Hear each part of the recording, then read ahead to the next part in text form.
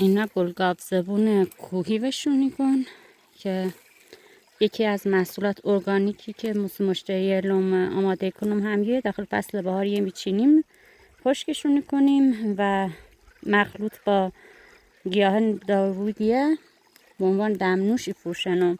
زمستون خیلی کاربرد داره، سرماخوردگی استفاده کنن معمولا و یکی از قوی ترین درمانگرگل عفونته. دو نمونه گلگاو زبون داریم، یه نمونهشه که پشت انسان کشتی کنه ولی یا نه خودروه.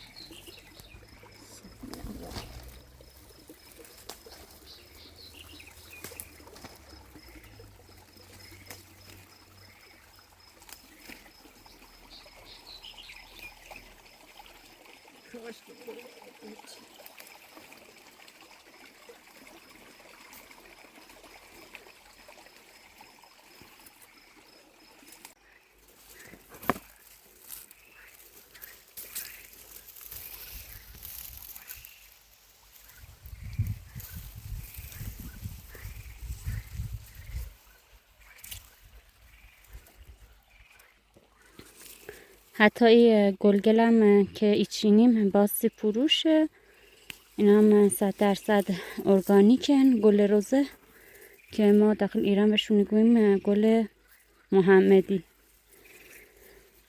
هم اون به عنوان دمنوش استفاده کنن، مربا باش درستی کنن. گلاب ایران که خیلی معروفه، از همین گل به دستیایی.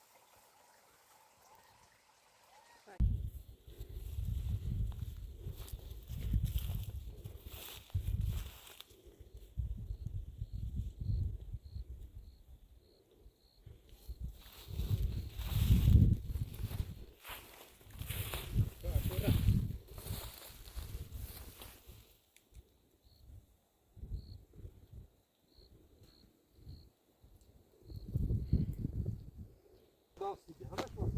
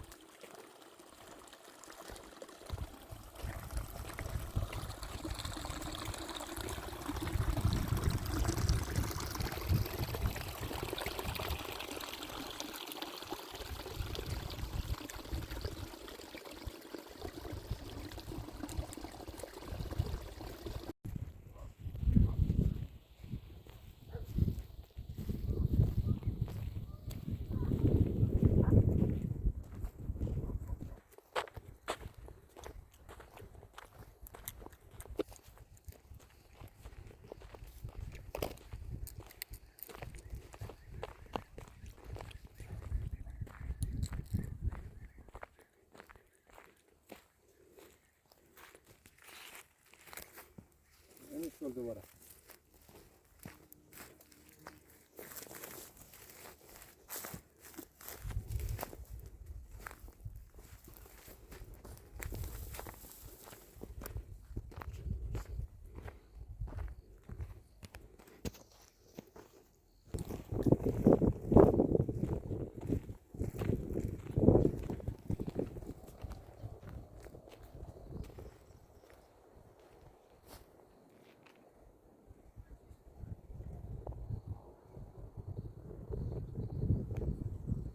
بهش گوش مصنوعی کنارش تبدیلش کنه به چیز خیلی جالب بود.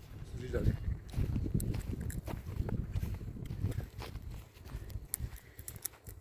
راستی همین هوش مصنوعی داره استشون نداره؟ داره ولی بلد نیستم استفاده. بلد نیستم استفاده کنم.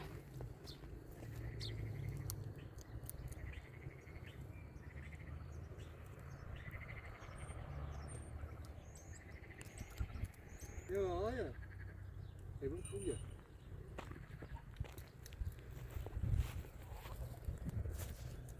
هی کجا؟ بیچاره محیط نداره اومد کاش قند بیورد میدمش لوس ساویده.